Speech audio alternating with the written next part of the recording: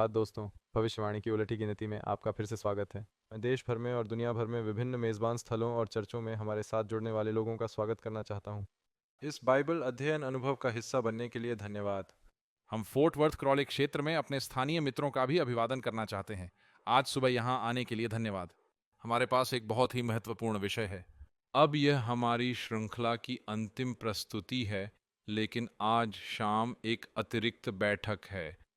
साफ हम 11 बजे और हमारे मित्र जो हमारे साथ जुड़ रहे हैं, हम इसका सीधा प्रसारण AFTV पर, गुड न्यूज़ टीवी और स्ट्रीमिंग पर करने जा रहे हैं। आज रात का कार्यक्रम केंद्रीय समयानुसार सुबह 5-6 बजे शुरू होगा। आप इसे मिस नहीं करना चाहेंगे। बहुत ही महत्वपूर्ण प्रस्तुति। पादरी डॉग न डूबने वाले जहाज के बारे में बात करेंगे। अब हमारे पास एक निःशुल्क ऑफर है जिसके बारे में हम आपको बताना चाहते हैं। यह अद्भुत फैक्ट्स साझा करने वाली पत्रिकाओं में से एक है और इसका शीर्षक है पृथ्वी की अंतिम चेतावनी। यह प्रकाशित वाक्य अध्याय 14 में 3 स्वर्गदूतों के संदेशों के बारे में बात कर रहा है। आप इसे प्राप्त करना चाहेंगे, आपको बस इस नंबर पर 2025 शब्द लिखकर भेजना है। और या एक आसान तरीका यह है कि आप अपनी स्क्रीन पर दिखाई देने वाले QR कोड को स्कैन करें। यह आपको इस पत्रिका को डाउनलोड करने की जगह बताएगा। इसे पढ़ें और हाँ, इसे किसी और के साथ भी शेयर करें। आज रात हमारा अंतिम पाठ भी है, घातक निशान या बचाव मुहर, और हम आज सुबह इसका अध्ययन करेंगे। इसलिए यदि आपके पास पाठ संख्या 15 की प्रति नहीं है, आप इसे वेबसाइट से डाउनलोड कर सकते हैं। भविष्यवाणी उलटी गिनती टीवी। जब तक आप वहां हैं, आप लगभग 15 विभिन्न भाषाओं में अनुवादित अन्य सभी कार्यक्रमों को भी देख सकेंगे। तो उम्मीद है आप इसका भी लाभ उठाएंगे। खैर दोस्तों, हमारे पास एक थीम गीत है जिसे हम इस पूरी श्रृंखला में गाते रहे हैं। यह हमारा एक साथ खड़े होकर सुंदर सुंदर गाना गाने का अंतिम अवसर है। Beautiful, beautiful, Jesus is beautiful, and Jesus makes beautiful things of my life, carefully touching me, causing my eyes to see. Jesus makes beautiful things of my life. Turn your eyes upon Jesus. Turn your eyes upon Jesus. Look full in his wonderful face, and the things of earth will grow strangely dim in the light of his glory and grace. जब तक आप खड़े रहेंगे, हमारी आज सुबह की प्रार्थना हम तक पहुंच जाएगी। पादरी जॉन पेज वो यहाँ टेक्सास में यूनियन कॉन्फ्रेंस के साथ काम करते हैं। प्रिय प्रभु, इस सप्त की सुबह आपके घर पर होना बहुत अच्छा है। आपकी स्तुति और आराधना करें। हम यहाँ आपकी प्रशंसा करने आए हैं क्योंकि हम जानते हैं कि हमारे पास जो कुछ भी है वह आपकी वजह से है। हे परमेश्वर, हम यहाँ क्षमा मांगने आए हैं। आप हमारे हृदय को जानते हैं और हम प्रार्थना करते हैं कि आप आज सुबह हमारे हृदयों को शुद्ध कर दें। ईश्वर, हम यहाँ सिर्फ अपना बोझ उतारने के लिए आते हैं। आप जानते हैं कि आज हमारे जीवन में क्या चल रहा है। हम जानते हैं कि आपके पास भी वही सारी समस्याएं हैं जो हमारे पास हैं। आप इन्हें ले जा सकते हैं और आपके पास उत्तर होंगे। और हे परमेश्वर, हम प्रार्थना करते हैं कि पवित्र आत्मा आज देखने वाले प्रत्येक व्यक्ति पर उंडेली जाए ताकि वे आपके कारण बदल जाएं। पादरी डगलस के साथ रहो। वह आज उस वचन का नेतृत्व करता है जो आपने उसे यीशु के नाम में दिया है। आमीन। आमीन। कृपया बैठ जाइए। हेवनली हार्मोनीज द्वारा हमारे लिए एक सुंदर संगीत कार्यक्रम लाया गया है। इसका शीर्षक है मैंने अपना मन बना लिया है।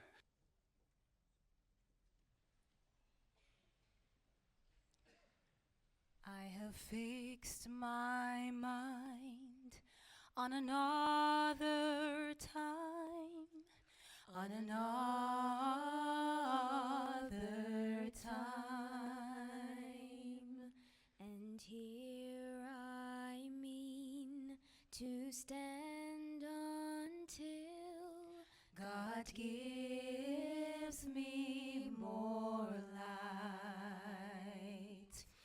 And that is today, today, today.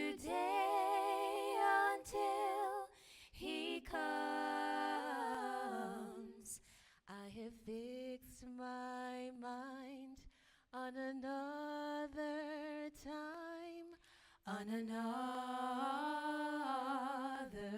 time. I have set my course on the narrow way, on the narrow way.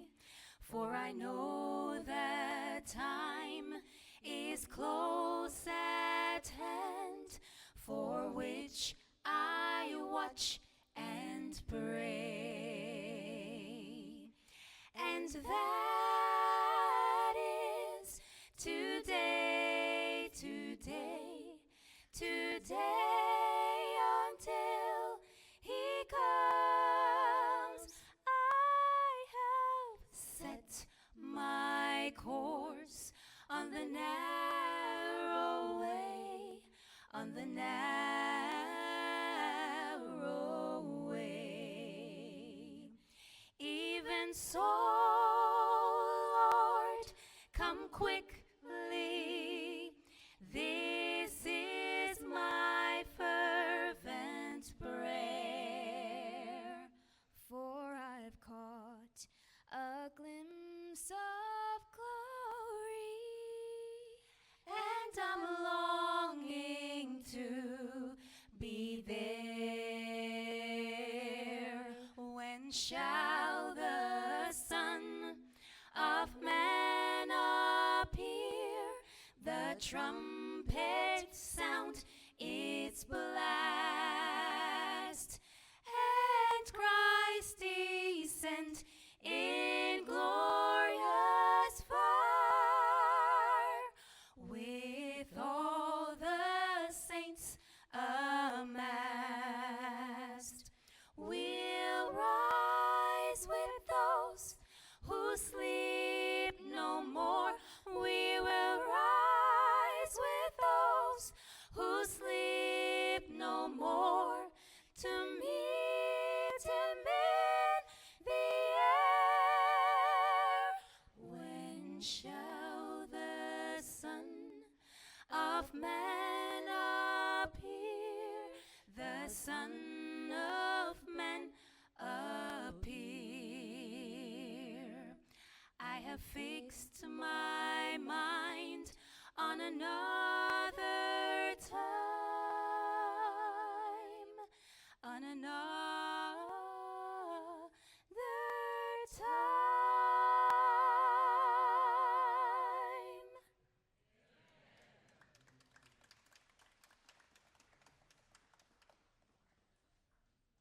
आमीन। हम अपने संगीतकारों हेवनली हारमोनीज को धन्यवाद देना चाहते हैं कि उन्होंने हमें वह खूबसूरत संगीत दिया।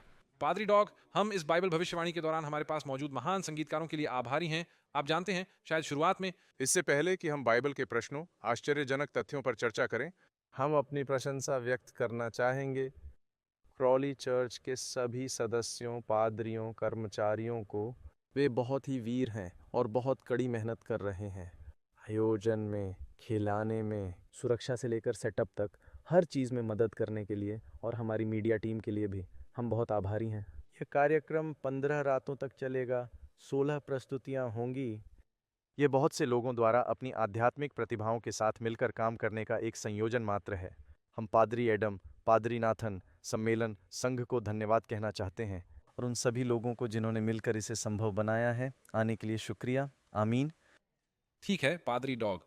खैर, हमारे पास कुछ बेहतरीन अंतिम प्रश्न हैं। और मित्रों, इस कार्यक्रम के अंत में प्रश्नों का अंत होना आवश्यक नहीं है, क्योंकि हम हर रविवार शाम को बाइबल से जुड़े सवालों के जवाब देते हैं। हमारे पास बाइबल उत्तर लाइव नामक एक कार्यक्रम है, और हम लाइव कॉलिंग बाइबल प्रश्न लेते हैं, तो जरूर देखिए। ठीक है पादरी डग, पहला सवाल, हम कैसे जान सकते हैं कि बाइबल सचमुच प्रेरित है? हर धर्म प्रेरित लेखन का दावा करता है। कोई तुलना नहीं। बाइबल प्रिंटिंग प्रेस के आने के बाद से सबसे ज़्यादा बिकने वाली किताब रही है। ये प्रिंटिंग प्रेस पर पहली किताब थी। बाइबल की भविष्यवाणियाँ जो सच हुई हैं, इसे अन्य सभी पुस्तकों से कहीं ऊपर पहुंचा दिया है। अब ईसाई बनने से पहले, आप जानते हैं, मैं बौद्ध धर्म के लेख पढ़ रहा था। शक्ति, भगवद गीता, मैंने कुरान, मॉर्मन की पुस्तक पढ़ी है। मैंने वॉच टावर प्रकाशन पढ़े हैं। मैं हर चीज़ का अध्ययन करता हूँ। जब मुझे अंततः वह सत्य पता चला जो हम आपके साथ साझा कर रहे थे, तो मैंने सोचा आप कहाँ थे। ये सच है, और मैं आपको बता सकता हूँ कि इस सेमिनार में आने वाले लोग हमेशा यही सोचते हैं, और वे कहते हैं मैं 50 साल से चर्च जा रहा हूँ, मैंने एक हफ्ते में ज़्यादा सीख लिया है। इस सेमिनार का आयोजन 50 वर्षों में हुआ। अन्य चर्चों या अन्य धर्मों में भाग लेना, बाइबल क्या यह एक निहाई है जो लाखों हथौड़ों से घिस चुकी है? मैं सोचता हूँ कि ये भविष्यवाणियाँ ही इसका सबसे मजबूत प्रमाण है। ठीक है, अगला सवाल भविष्यवाणी से संबंधित। प्रकाशित वाक्य 8 पद 1 का क्या अर्थ है जब वह स्वर्ग में आधे घंटे के मौन की बात करता है? लिखा है कि स्वर्ग में आधे घंटे का मौन रखा जाता है। ये तो स्वर्ग में ही हो रहा है। जानते हो, ईश्वर आनंद और गायन से घिरे हुए हैं। मैंने इस पर बहस सुनी है। ठीक है, यही वह समय है जब मसीह क्रूस पर थे, लेकिन असल में यही वह समय है जब स्वर्ग खाली हो जाता है। अब यदि भविष्यवाणी में एक दिन एक वर्ष है, तो एक दिन का 1/20 एक वर्ष का 1/20 है, जो लगभग होगा 15 दिन। आधे घंटे में लगभग 7 दिन हो जाएंगे। एक दिलचस्प खुलासा। और यह समझा जाता है कि यह वह समय है जब स्वर्ग शांत है, क्योंकि मसीह कुछ स्वर्गदूतों के साथ आ रहा है, या सभी स्वर्गदूतों के साथ। यदि वह पिता की महिमा और सभी पवित्र स्वर्गदूतों के साथ आ रहा है, तो स्वर्ग में शांति है। जैसे ही वे संतों को स्वर्गारोहित करने और उन्हें उत्सव परेड में लाने के लिए पृथ्वी पर आ रहे हैं, ब्रह्मांड के माध्यम से वापस राज्य में। और यही एक कारण है कि स्वर्ग खाली कर दिया गया है, क्योंकि वे बचाए गए लोगों को बचाने और मुक्ति दिलाने के लिए आए हैं। ठीक है, प्रकाशित वाक्य पर ही एक और सवाल। मुझे लगता है आपने पिछली प्रस्तुति में इसका थोड़ा सा जिक्र किया था। अजगर, पशु और झूठे भविष्यद्वक्ता के मुंह से क्या निकला? हाँ, 3 तारीख को जानवर, अजगर और झूठे भविष्यवक्ता के मुंह से 3 अशुद्ध मेंढक निकलते हैं। खैर, एक बात तो यह है कि यह एक नकली त्रिमूर्ति है। तुम्हें पिता, पुत्र और पवित्र आत्मा मिले हैं। मेंढक अशुद्ध जानवर हैं। मिस्र पर आई विपत्तियों में मेंढक भी शामिल थे। मेंढक का हथियार उसकी जीभ है, जो बहुत तेज होती है। और यह हमें बता रहा है कि यह एक अशुद्ध संदेश है जो उस पशु अर्थात अजगर के मुख से भेजा गया है। और झूठा भविष्यद्वक्ता, जिसका प्रयोग लोगों को अंतिम युद्ध के लिए इकट्ठा करने के लिए किया जाता है। आर्मागेडन, ये कलीसिया द्वारा परमेश्वर के लोगों का नाश करने के लिए लड़ा गया युद्ध है, एक ही झटके में। अब आर्मागेडन में 3 लड़ाइयाँ हैं। ये एक युद्ध है। आपके सामने एक युद्ध है जो मसीह के आने से पहले होगा। आर्मागेडन की अंतिम लड़ाई यीशु के आने के बाद होगी, जब परमेश्वर स्वर्ग से आग बरसाएगा। और युद्ध का एक हिस्सा तब आता है जब शैतान परमेश्वर के नगर पर आक्रमण करता है। ठीक है, अगला सवाल जो हमारा है। विश्व की लगभग 1/3 जनसंख्या के बावजूद बाइबल की भविष्यवाणी में चीन और भारत का उल्लेख क्यों नहीं किया गया है? खैर, मुझे लगता है कि उनका उल्लेख किया गया है। बाइबल कहती है कि सुसमाचार हर भाषा, जाति और लोगों तक पहुंचेगा। और अभी भी जब हम बात कर रहे हैं, इन संदेशों का तेलुगु, हिंदी, मंदारिन और अमेजिंग फैक्ट्स का चीन और भारत दोनों में काम है। अब दानियेल की भविष्यवाणियों में उनका विशेष रूप से उल्लेख नहीं किया गया है, क्योंकि जिन राष्ट्रों का उल्लेख किया गया है वे राष्ट्र हैं जो या परमेश्वर के लोगों पर अधिकार रखता था उस समय के दौरान। और ये रोमन, फारसी, बेबीलोन और यूनानी थे, जिनके पास ताकत थी और उन्होंने इस पर कब्जा कर लिया। वादा किया हुआ देश। फिर जब आप आखिरी तस्वीर पर पहुंचते हैं, तो वह 10 हिस्सों में बंटी होती है। आपको यूरोप के 10 हिस्से मिलते हैं। और अब यह प्रभाव वैश्विक हो गया है। इसमें चीन और भारत भी शामिल हैं। अब मुझे यह उल्लेख करना चाहिए कि मैंने चीन में बैठकें, सार्वजनिक बैठकें, सुसमाचार प्रचार बैठकें की हैं। भारत में, रूस में और उन तीनों देशों में अब हमें इसकी इजाज़त नहीं है। सिर्फ हम ईसाइयों को ही नहीं, अब उन्हें सार्वजनिक रूप से धर्म प्रचार करने की इजाज़त नहीं है। वे इसे धर्मांतरण कहते हैं। यह वर्जित है। मैं रूस, भारत और चीन के चर्च में जाकर प्रचार तो कर सकता हूँ, लेकिन वहाँ के कानून बदल गए हैं। ये बहुत मुश्किल हो गया है, लेकिन इंटरनेट के माध्यम से हम इस समस्या से निपट रहे हैं। ठीक है, अगला प्रश्न। गलातियों अध्याय 3:13 में इसका क्या अर्थ है जहां लिखा है हम व्यवस्था के श्राप से छुड़ाए गए हैं? खैर, कानून का अभिशाप ही कानून का दंड है। यदि आप पाप करते हैं तो कानून का दंड तो मृत्यु है। और मसीह के द्वारा हम व्यवस्था के श्राप से छुड़ाए जाते हैं। अब हम कानून के दंड के अधीन नहीं हैं। लेकिन पौलुस कहता है, तो क्या हम इसलिए पाप करते हैं कि हम अनुग्रह के अधीन हैं, व्यवस्था के अधीन नहीं? वह कहता है परमेश्वर न करे। दूसरे शब्दों में, क्या हम अब अधर्म करते हैं क्योंकि हम अनुग्रह के अधीन हैं? वह कहता है परमेश्वर न करे। रोमियो अध्याय 2 पद 13 में पढ़ सकते हैं। परमेश्वर के सामने व्यवस्था के सुनने वाले धर्मी नहीं हैं, बल्कि व्यवस्था के पालन करने वाले धर्मी ठहराए जाएंगे। जब हम अनुग्रह से बचाए जाते हैं और व्यवस्था के दंड और अभिशाप से बच जाते हैं, तो हम व्यवस्था का पालन करना चाहते हैं। आमीन। क्या बचाए गए लोग सबसे अधिक अधर्मी लोग हैं या सबसे अधिक वैध लोग हैं? ठीक है। क्या यूहन्ना अध्याय 20 की आयत यह संकेत देती है कि शिष्यों ने रविवार को सम्मान में रखने की स्थापना की थी? पुनरुत्थान के बारे में कृपया इस आयत की व्याख्या करें। यूहन्ना 20:19। ठीक है। जब यीशु मरे हुओं में से जी उठे तो ऐसा कहा जाता है, उसी दिन शाम को, जो सप्ताह का पहला दिन था, जब द्वार बंद हो गए तो शिष्य यहूदियों के डर से इकट्ठे हो गए। वे एक नया पवित्र दिन स्थापित करने के लिए इकट्ठे हुए थे। यह वैसा नहीं है जैसा लिखा है। वे इकट्ठे क्यों होते हैं? यहूदियों के डर से। हाँ, यीशु पहले दिन जी उठे थे। यीशु ने विश्राम किया। यीशु ने अपनी मृत्यु में भी सप्त का पालन किया। वह शुक्रवार की रात को सो गए। वह पूरे सप्त के दिन सोता रहा। वह रविवार की सुबह उठकर हमारे मध्यस्थ और महायाजक के रूप में अपना काम जारी रखता था। वे सप्ताह के पहले दिन इकट्ठे होते थे। वह उनसे सिर्फ सप्ताह के पहले दिन ही नहीं, बल्कि सप्ताह के कई दिनों में मिलता था। और जब वह प्रभु के सामने प्रकट हुआ तो उसने कहा, तुम्हें शांति मिले।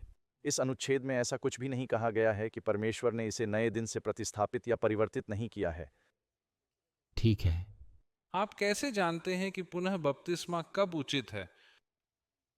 मैं सोचता हूँ कि यह काम आपको प्रार्थना पूर्वक और सावधानी पूर्वक करना चाहिए। किसी ऐसे पादरी से परामर्श पाना बहुत अच्छा है जो आपको जानता हो। तुम्हें पता है, कभी कभी कोई व्यक्ति पादरी रॉस रयान के पास आएगा और कहेगा कि मैं पुनः बपतिस्मा लेने के बारे में सोच रहा हूँ। हम और अधिक जानना चाहेंगे, क्योंकि आप जानते हैं कि कभी कभी क्या होता है। एक व्यक्ति एक उदाहरण होगा, वे किसी दूसरे शहर के चर्च में बाइबल के आधार के बिना तलाक ले लेते हैं। उसने अभी अभी मुझे बपतिस्मा दिया और अब तुम उसे बपतिस्मा दो। वे दौड़ कर आते हैं और कहते हैं, मेरा दोबारा बपतिस्मा हो गया है, अब सब ठीक है। और इसलिए जान लें, इसका दुरुपयोग भी हो सकता है। इसलिए यह महत्वपूर्ण है कि आप एक पादरी के साथ रहें। लेकिन कभी कभी कोई व्यक्ति पीछे हट जाता है। कुछ समय बीत चुका है, उन्हें मुक्ति मिल गई है, वे चर्च आ रहे हैं, वे वफादार हैं, उन्होंने दिखा दिया है कि उनका धर्मांतरण हो गया है और वे पुनः बपतिस्मा चाहते हैं। उन्हें पुनः बपतिस्मा दिया जाना चाहिए। इसलिए यह अच्छा है कि आप इसे किसी पादरी से परामर्श करके करें, या यदि आपको सत्य की पूरी तरह से नई समझ प्राप्त हो गई हो। लोग इस तरह के सेमिनार में आते हैं। मैं एक बैप्टिस्ट पादरी को जानता हूँ। वह आया और बोला, मैं बपतिस्मा लेना चाहता हूँ। मैंने कहा, अच्छा, आप तो बैप्टिस्ट हैं ना? हाँ। मैंने कहा, क्या आप विसर्जन से बपतिस्मा नहीं लेते? हाँ। लेकिन मैंने सिर्फ 9 आज्ञाओं का ही बपतिस्मा लिया। मैंने सिर्फ 10 आज्ञाओं का ही बपतिस्मा लिया और इसलिए उसका पुनः बपतिस्मा हुआ। यह प्रेरितों के काम 19 में वर्णित उन लोगों के समान है। इफिसुस के 12 विश्वासी थे जिन्हें यूहन्ना बपतिस्मा देने वाले ने डुबकी लगाकर बपतिस्मा दिया था, लेकिन उन्होंने यीशु के बारे में इतना कुछ नहीं सुना था। पादरी डॉग, क्या प्रभु भोज सेवा और विशेष रूप से पैर धोना नंबर 1 के लिए लघु बपतिस्मा हो सकता है? आप जानते हैं, हम सभी गिरते हैं।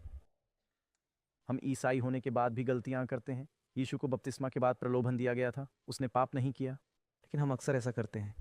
और आप जानते हैं, छोटी छोटी घटित होने वाली चीज़ों के लिए, जब भी आपके और आपकी पत्नी के बीच कोई झगड़ा हो, तो आपको हर बार पादरी के पास जाने की ज़रूरत नहीं है और कहना नहीं है कि मुझे पुनः बपतिस्मा ले लेना चाहिए।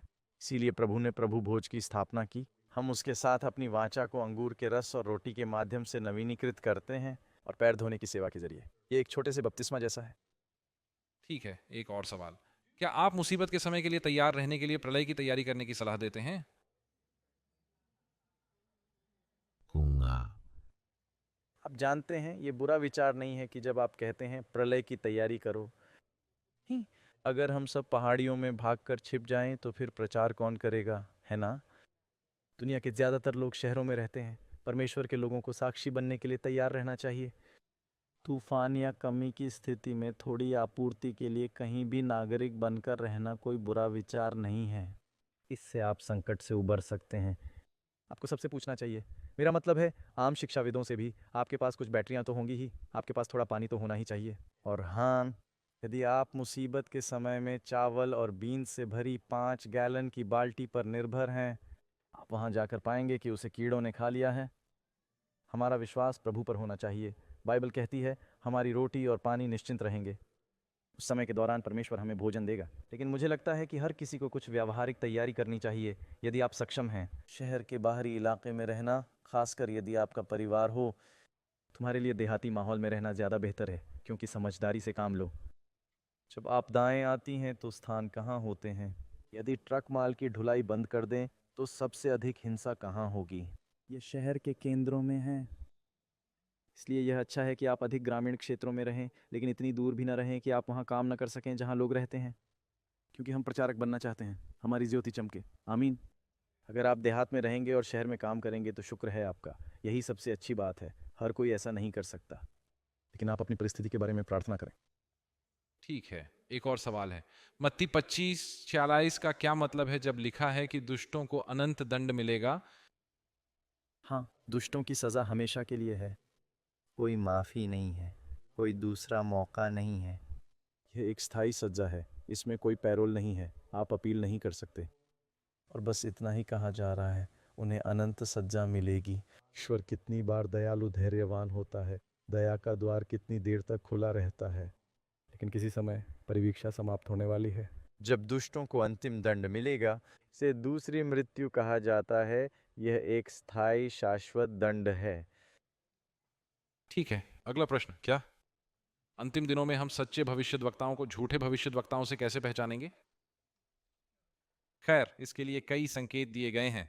कह सकते हैं कि सच्चे भविष्यवक्ता या भविष्यवाणियां सच होती हैं, एक संकेत है, लेकिन कभी कभी झूठे भविष्यवक्ता ऐसी भविष्यवाणियां करते हैं जो सच्ची प्रतीत होती हैं। प्रथम शमूएल की पुस्तक में जब दुष्टात्मा राजा शाऊल के सामने प्रकट हुआ, इसने एक भविष्यवाणी की जो अगले दिन सच साबित हुई। मेरा मतलब है, आप बादलों में बकशॉट फायर कर सकते हैं और कभी कभी आपको एक बत्तख मिल जाएगी। अगर आप ऐसा अक्सर करते हैं तो कहते हैं ना कि एक अंधा सूअर भी कभी ना कभी एक बलूत का फल ढूंढ ही लेता है। हाँ, यहाँ तक कि झूठे भविष्यवक्ता भी कभी कभी सही हो सकते हैं। इसलिए समय समय पर सही होना ये साबित नहीं करता कि और भी सबूत हैं। एक बात के लिए, अगर वे आपका क्रेडिट कार्ड नंबर मांग रहे हैं या आपको कोई भविष्यवाणी सुनाने का आदेश दे रहे हैं, तो आप झूठे भविष्यवक्ता हैं। यदि उनका जीवन यीशु के जीवन के अनुरूप नहीं है, झूठे भविष्यद्वक्ता हैं। अगर उन्हें परमेश्वर की महिमा से ज़्यादा अपनी महिमा में दिलचस्पी है, यदि वे बाइबल के विपरीत कुछ कह रहे हैं, तो वे झूठे भविष्यद्वक्ता हैं। मूसा कहते हैं, यदि वे तुम्हें अन्य देवताओं की पूजा करने के लिए कह रहे हैं, तो वे झूठे भविष्यद्वक्ता हैं। और इसलिए इसके कई मानदंड हैं। अमेजिंग फैक्ट्स में हमारे पास एक पाठ है, कहा जाता है ज्योतिषी, मनोविज्ञानी, भविष्यवक्ता, और ये आपको बताता है कि कैसे पहचानें। इसमें लगभग 1 दर्जन तरीकों की सूची दी गई है जिनसे आप सच्चे और झूठे नबी में अंतर बता सकते हैं। ठीक है। अरे, वाचा का संदूक अब कहाँ है और क्या ये दूसरे आगमन से एक दिन पहले प्रकट होगा? हम केवल पहले भाग के बारे में अनुमान लगा सकते हैं कि यह कहाँ है। यह बहुत संभव है कि यह छिपा हुआ हो यरूशलेम शहर की अनेक गुफाओं में से एक में। जब भी वे यरूशलेम और उसके आसपास खुदाई शुरू करते हैं, वे गुफाओं और गुफाओं में जाते हैं जो प्राचीन काल में खोदी गई थीं। इसकी नींव चूना पत्थर की तरह है। मैं खुद भी शहर के नीचे बनी कुछ गुफाओं में गया हूँ। वहाँ कई कब्रें खोदी गई हैं। जो वहाँ थे, यिर्मयाह भविष्यद्वक्ता स्लैश उसे परमेश्वर ने बताया था कि बेबीलोन का राजा नबूकदनेस्सर आने वाला है। मंदिर को नष्ट कर दो और शहर को जला दो। वह जानता था कि अधिकांश पवित्र कलाकृतियां ले जाई जाएंगी। वह और कुछ वफादार पुजारी संदूक को मूर्ति पूजकों के हाथों में वापस जाने से बचाने के प्रयास में, यरूशलेम के पतन से पहले उन्होंने संदूक को कहीं छिपा दिया था, यरूशलेम के आसपास के क्षेत्र में, क्योंकि बेबीलोनियों ने शहर को घेर लिया था। जैसा कि मैंने कहा, वहाँ बहुत सारी गुफाएं हैं। संभवतः ये आज भी वहाँ छिपा हुआ है।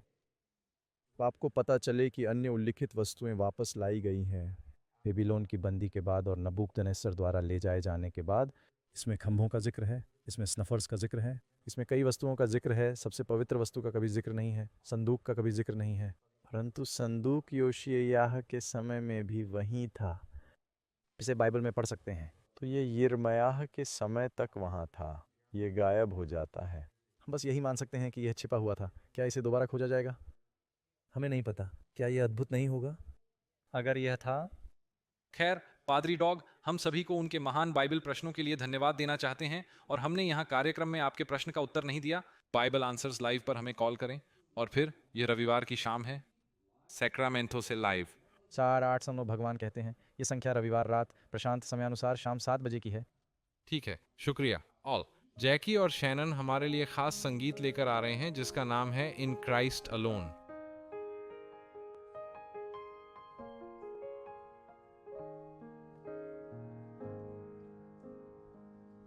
In Christ alone will I glory, though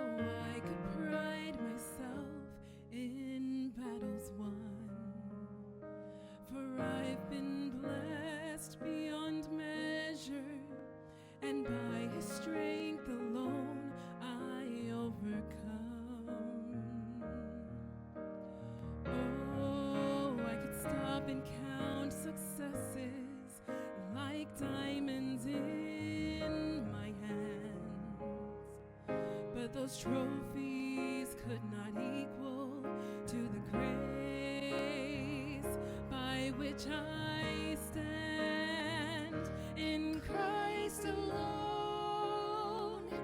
I place my trust and find my glory in the power of the cross. In every victory, let it be said of me, my source of strength, my source of hope is Christ alone.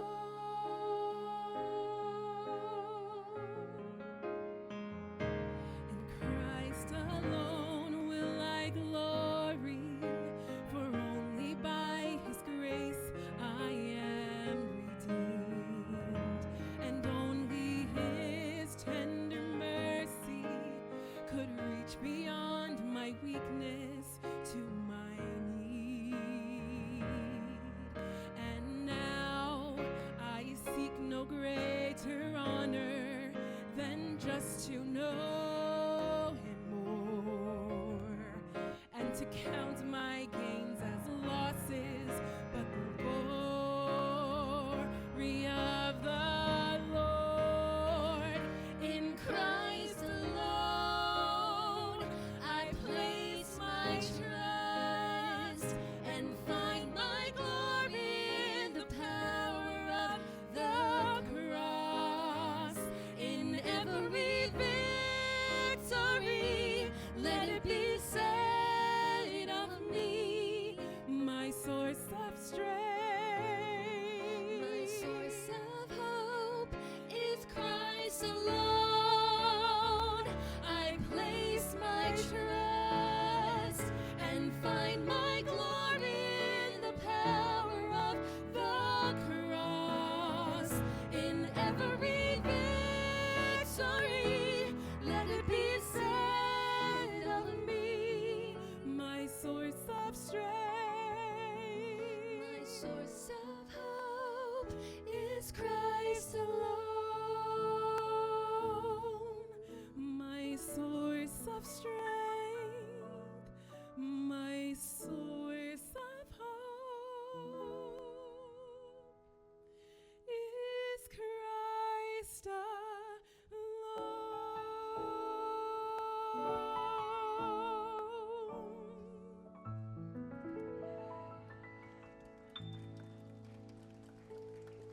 और धन्यवाद शाइना और जैकी। मत भूलिए दोस्तों, आज शाम 04:25 बजे हमारे पास एक सुंदर संगीत कार्यक्रम है, तो आप ज़रूर वापस आएंगे। और हमारी अंतिम प्रस्तुति शाम 5 और बजे है। आपको याद दिलाना चाहता हूँ, हमारा पाठ संख्या 15 है, जिसमें परमेश्वर की मुहर और पशु के चिन्ह के बारे में बात की गई है। ये पाठ पंक्ति है। यदि आपके पास पाठ 1 नहीं है तो आप इसे वेबसाइट से डाउनलोड कर सकते हैं, बस भविष्यवाणी उलटी गिनती .tv। इसके अलावा यदि आपने अभी तक पृथ्वी का अंतिम चेतावनी संदेश पत्रिका डाउनलोड नहीं की है, ये प्रकाशित वाक्य अध्याय 14 के 3 स्वर्गदूतों का संदेश है। आप ऐसा इस प्रकार भी कर सकते हैं। ऑडियो नंबर पर 2025 शब्द लिखकर मैसेज करें, या फिर आप QR कोड स्कैन कर सकते हैं। हमने थोड़ी देर पहले दिखाया था, और आप पत्रिका डाउनलोड कर सकेंगे। एक बार फिर एक बहुत ही महत्वपूर्ण प्रस्तुति, घातक निशान या बचाव मुहर।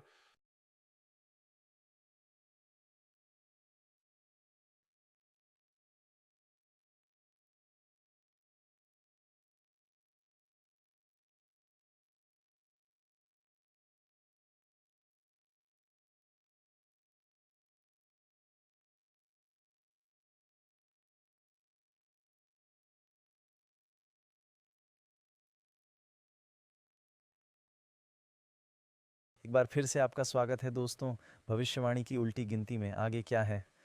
और मैं आप सभी का बहुत आभारी हूँ जो यहाँ फोर्ट वर्थ उपनगर में स्थित क्राउली चर्च में एकत्रित हुए हैं। हमने साथ में बहुत अच्छा समय बिताया, आमीन। ये विश्वास करना कठिन है कि हम 15 प्रस्तुतियों से गुजर चुके हैं और आज हम सबसे महत्वपूर्ण में से एक से निपटने जा रहे हैं, घातक चिन्ह और बचाव मुहर के बारे में बात करना। मुझे आशा है कि आप वेबसाइट पर जाकर इसका पूरा लाभ उठाएंगे।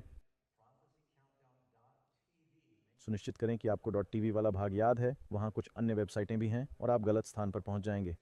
prophecycountdown.tv पर जाएं या फिर अमेजिंग फैक्ट्स वेबसाइट पर जाएं और वहां आपको कुछ ऐसे संसाधन मिल सकते हैं जो शायद आपसे छूट गए हों। सभी के पास एक पूरी श्रृंखला होनी चाहिए ताकि वे उसका अध्ययन कर सकें और अपने दोस्तों के साथ साझा कर सकें, क्योंकि समय निकट है।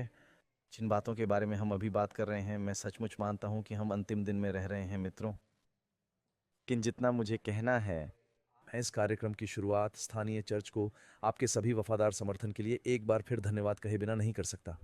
सेवा, मुझे पता है कि बहुत सारी टीमें एक साथ काम कर रही थीं। मैं व्यक्तिगत रूप से 3 ABN के अपने दोस्तों को धन्यवाद देना चाहता हूं जो मुफ्त में सीरीज प्रसारित कर रहे हैं। मुझे उम्मीद है कि आप उनका समर्थन करते रहेंगे। आप ऐसा ऑनलाइन भी कर सकते हैं। गुड न्यूज़ टीवी और EFTV, अमेजिंग फैक्ट्स टेलीविज़न और अन्य नेटवर्क जो केवल प्रसारण कर रहे हैं। इन बैठकों को अपलिंक कर रहा हूं क्योंकि हम अंतिम दिनों में हैं और वे अपना संदेश फैलाना चाहते हैं। इसलिए आपका बहुत बहुत धन्यवाद। हम आपके सहयोग के लिए आभारी हैं। ठीक है, मैं एक आश्चर्यजनक तथ्य से शुरुआत करना चाहूँगा। हमारा पाठ बचाव मुहर का घातक निशान। इरिस स्कैनिंग प्रौद्योगिकी का उपयोग सुरक्षा, पहचान और अंतिम प्रमाणीकरण अनुप्रयोगों की एक विस्तृत श्रृंखला में किया जाता है, क्योंकि यह तेज, सटीक और संपर्क रहित है। फिंगरप्रिंट स्कैनिंग जैसी अन्य बायोमेट्रिक विधियों की तुलना में आवाज प्रमाणीकरण तुम वहां जाओ। मुझे आश्चर्य है कि अब इसका हिंदी में अनुवाद कैसे होगा। चेहरे की पहचान, आइरिस पहचान को सबसे सटीक माना जाता है। अमेरिकी कंपनियों की बढ़ती संख्या अब आइरिस का उपयोग कर रही है। तकनीक और हवाई अड्डे की सुरक्षा से लेकर हर चीज़, और फ़ोन ऐप से लेकर कार्यस्थल पर चेक इन तक। जब मैं और करेन विदेश यात्रा पर थे तो यह अद्भुत अनुभव था। मैं से कई हवाई अड्डों पर गए और उन्होंने बस इतना कहा, अपनी टोपी उतारो, अपना चश्मा उतारो, कैमरे की तरफ देखो, ठीक है, तुम ठीक हो, अंदर जाओ। और कुछ स्थानों पर तो मुझे चश्मा उतारने की भी ज़रूरत नहीं पड़ी, क्योंकि वे कहते हैं कि आप अपनी आंख से जानते हैं। यीशु ने कहा कि आंख आत्मा की खिड़की है। आपकी आंख में आपके फिंगरप्रिंट से भी अधिक डेटा जानकारी होती है। और अंतिम दिनों में बाइबल कहती है कि कुछ तो हो रहा है, वह अंदरूनी हिस्सा जो हर एक व्यक्ति को चिन्हित और अलग करेगा। अब बाइबल जिस तरह से शुरू हुई थी उसी तरह समाप्त होती है। आपने देखा होगा कि बाइबल के पहले 3 अध्याय एक आदर्श स्वर्ग के बारे में बताते हैं। जीवन के वृक्ष के विषय में मनुष्य ने पाप किया, वहाँ एक सांप था। और फिर बाइबल के अंतिम 3 अध्याय स्वर्ग की पुनर्स्थापना के बारे में बात करते हैं। मनुष्य फिर से जीवन के वृक्ष से फल खाता है, सर्प नष्ट हो जाता है। और इसलिए ये वास्तव में एक कहानी है कि बगीचे में वापस कैसे पहुंचा जाए। उत्पत्ति के अध्याय 4 में यह सच्ची और झूठी उपासना को लेकर भाइयों के बीच लड़ाई के बारे में बात करता है। प्रकाशित वाक्य हमें बताता है कि 2 समूहों के बीच लड़ाई चल रही है जो एक ही ईश्वर की पूजा करने का दावा करते हैं, सच्ची और झूठी उपासना के बीच। आपको याद होगा कि आदम और हव्वा के पहले 2 बेटे थे, कैन और हाबिल। हाबिल भेड़ों का रखवाला था, कैन भूमि का किसान। जब बलिदान चढ़ाने का समय आता था तो उन्हें जानवरों की बलि देनी होती थी। बलिदान की व्यवस्था में परमेश्वर ने यही आज्ञा दी थी। इसीलिए उसने आदम और हव्वा को चमड़े के लबादे दिए। उनकी नग्नता को ढकने के लिए उसे बलिदान देना पड़ा।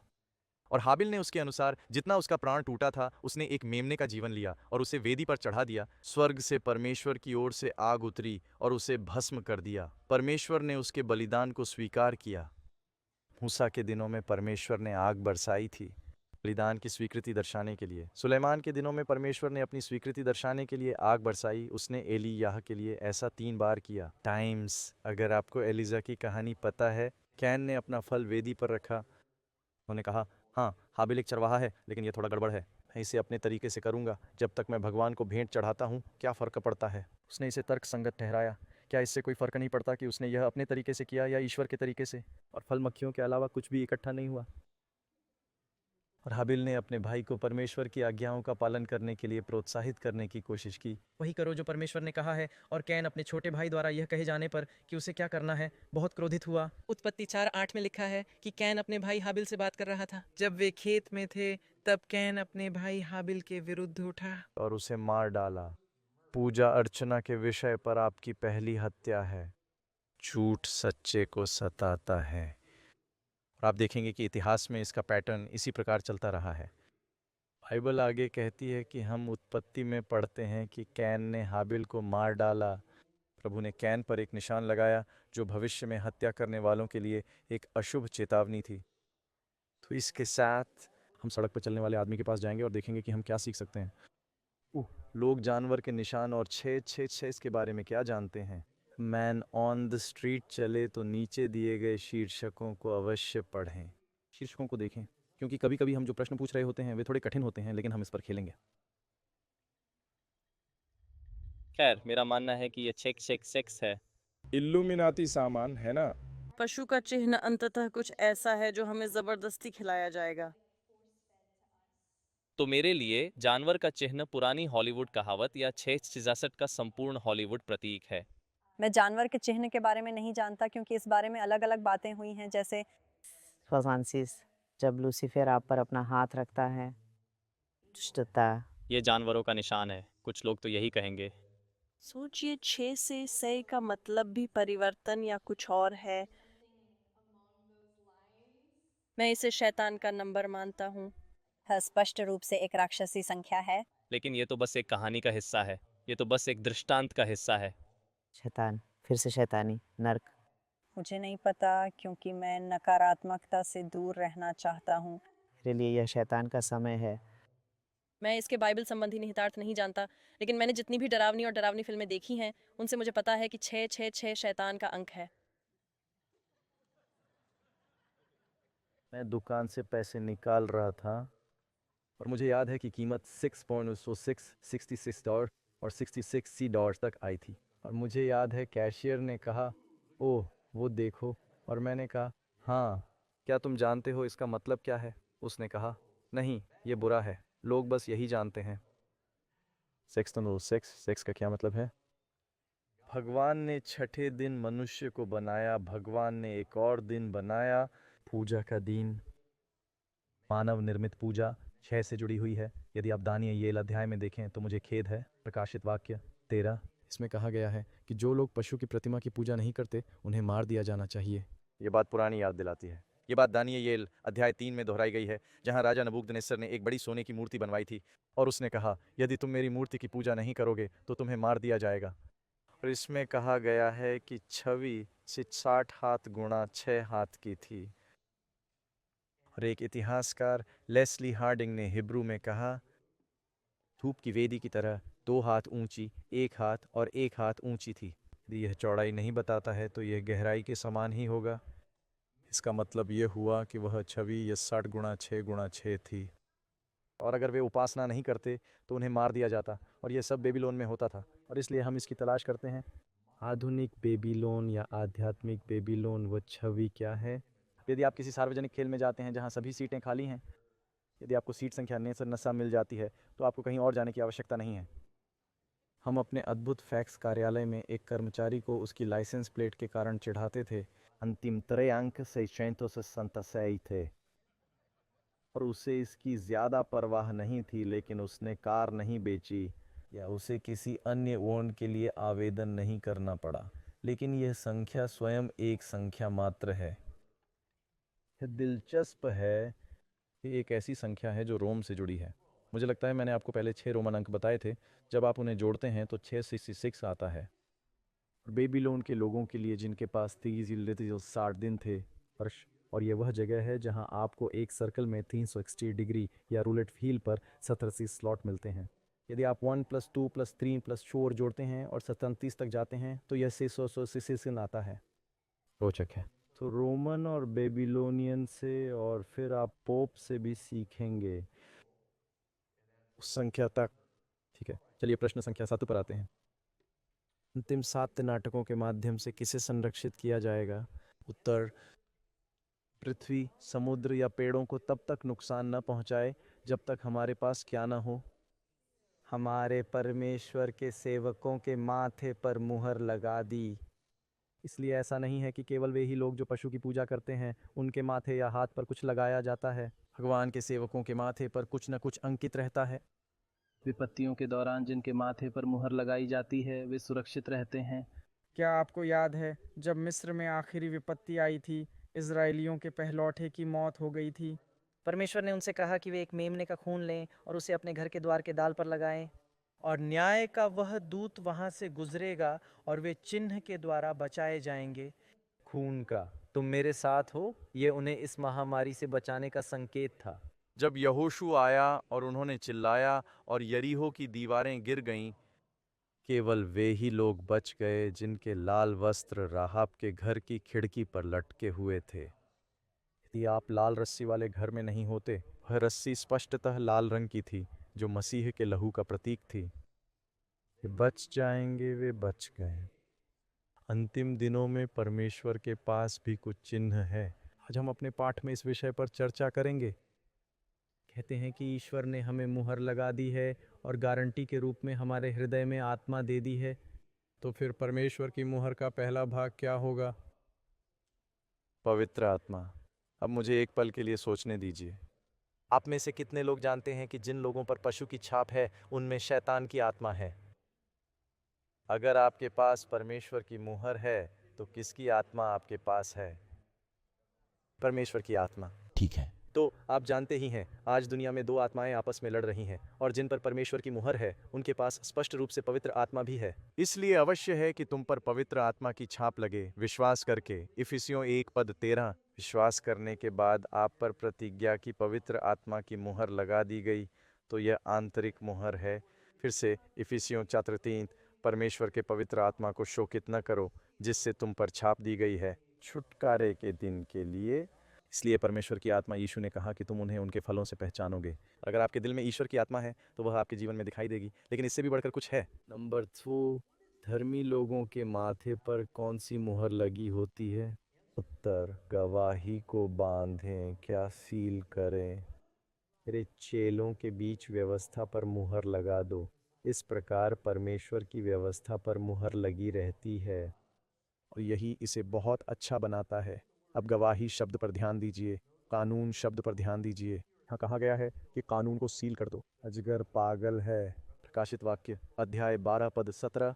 वह विशेष रूप से अंतिम दिनों में इस स्त्री पर क्रोधित है, और वह उसके वंश के बचे हुए लोगों से युद्ध करने जाता है। उसके बचे हुए लोगों से जो परमेश्वर की आज्ञाओं को मानते हैं, वही व्यवस्था है, और जिसमें यीशु की गवाही है। बाइबल कहती है कि यह भविष्यवाणी की आत्मा है। तो यहाँ आप व्यवस्था और आज्ञाएं देख रहे हैं, लेकिन यहाँ व्यवस्था को मुहर कहा गया है कानून में। मेरे चेलों के बीच, तो मुहर क्या है? अब आपको इसे बाइबल के अनुसार देखना होगा। इस्लाम में ईश्वर की मुहर पाई जाती है। मुहर वह चीज़ है जो किसी दस्तावेज को आधिकारिक बनाती है, और इसमें सामान्यतः 3 मुख्य विशेषताएं होती हैं। एक नाम, एक कार्यालय और एक क्षेत्र। तो इसमें व्यक्ति का नाम, उसका पद, उसका क्षेत्र आदि सब कुछ होगा। एक उदाहरण कुसरू का है। यही उसका नाम है, राजा। यही उसका पद है, फारस। यही उसका क्षेत्र है। जब पोंटियस पिलातुस ने यीशु को कब्र में रखा, उसने इसे मुहर लगाकर सील कर दिया। उन्होंने उस पर मोम बांध दिया, ताकि सील तोड़े बिना उसे तोड़ा न जा सके। और उस मोम पर पोंटियस पिलातुस गवर्नर यहूदिया की मुहर लगी थी।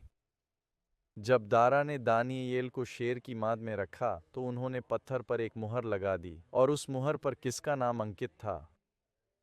डेरियस। कुछ लोग डेरियस कहते हैं। डेरियस, आप इसे किसी भी तरह से कर सकते हैं। डेरियस राजा, म्यूनोपर्सिया। तो आपके पास वे 3 घटक होंगे जो एक सील का हिस्सा होंगे। इसमें लिखा है कि यह माथे पर होगा, हमारी आंखों पर। यह हमारे विचारों का प्रतीक है। Basta विवरण 11:18, इब्रानियों 10:6। हाथ हमारे कार्यों का प्रतीक है। सभोपदेशक 9:10 और भजन संहिता 90:17। दोस्तों, मैं आपको कुछ आयतें पढ़कर सुनाना चाहता हूँ। अगर आप प्रकाशित वाक्य को समझना चाहते हैं, तो आपको कहाँ जाना होगा? पुराने नियम पर जाएं, बाइबल को स्वयं व्याख्या करने दें। मुझसे शुरुआत करो। निर्गमन 9 पर जाओ। देखो मैं इसे जल्दी ढूंढ सकता हूँ या नहीं। मुझे लगता है कि ये निर्गमन 9 में है। शायद ये एक्सोड्स 13 है। ये एक्सोड्स 13 है। शुक्रिया। क्या मैंने आपको नहीं बताया था कि मैं डिस्लेक्सिक हूँ? निर्गमन सस्तन श्लोक 9 पर जाएं। यहीं पर मैं उलझन में पड़ गया। मुझे पता था कि इसमें 9 भी है। आप इसे पढ़ें, विषय की वाचा के विषय में बोलते हुए।